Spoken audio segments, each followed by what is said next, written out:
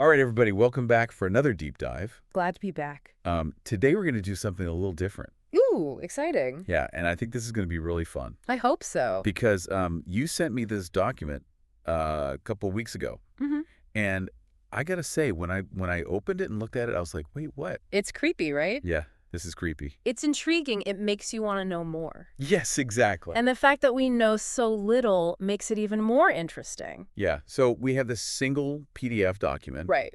and the title of this document is Cela ne devrait jamais etre de PDF, Cela ne devrait jamais etre. which translates to this should never be. Yeah, that just sends shivers down your spine, doesn't it? I know, and that's the title of the document, and that's all we have for a title. Yeah. But then there's one other phrase in this document. Okay. Aussi le fait qu'elle soit morte, Wow. which translates to also the fact that she is dead. Also the fact that she is dead.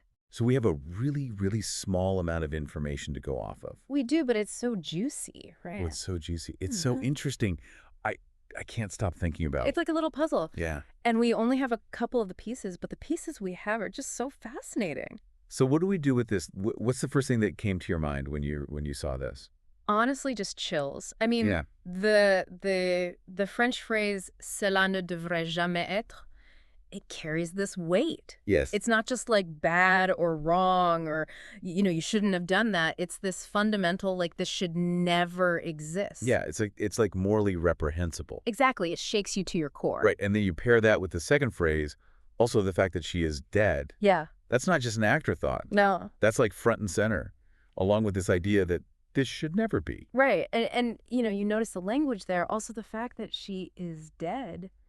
It's so stark. It's very clinical. It's cold. Yes. There's no emotion. It's like a very detached almost. Right, like somebody's observing from afar.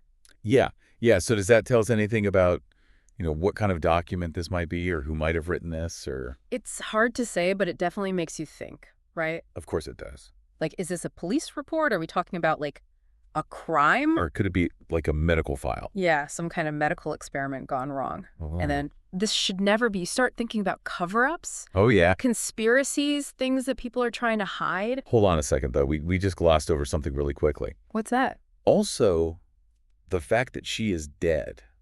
Yeah. Does that imply that there are other deaths? Oh, wow. Yeah, you're right. She is dead. Does that mean that he is dead too, or other people? That adds a whole other layer to this. And also we know this is a PDF file. Right. So this isn't like some ancient scroll or some stone tablet from thousands of years ago. Yeah, this is modern. This is something that happened relatively recently. In our lifetime, probably. Yeah, and that to me just adds even more intrigue and more mystery. Absolutely. Because it makes it feel closer to home. Right. And I don't know about you, but I just keep coming back to these two phrases and thinking, Same. what could be so important? What could be so bad that it should never be? And what does it have to do with this mysterious she who is dead?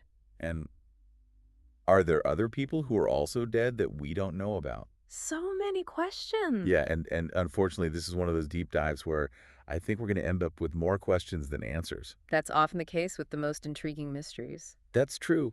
That's true. But I think this just goes to show the power of language. Absolutely. Even these little snippets, Yeah. these little fragments of information, His sentences. they can spark such curiosity and such intrigue and really make us think. And who knows, maybe out there somewhere, someone has the rest of the puzzle pieces. Maybe someday we'll find out the full story behind Cela ne devrait jamais etre de PDF. Or maybe it's better left buried. Ooh, scary. Thanks for joining us for this deep dive. See you next time. Bye. Bye.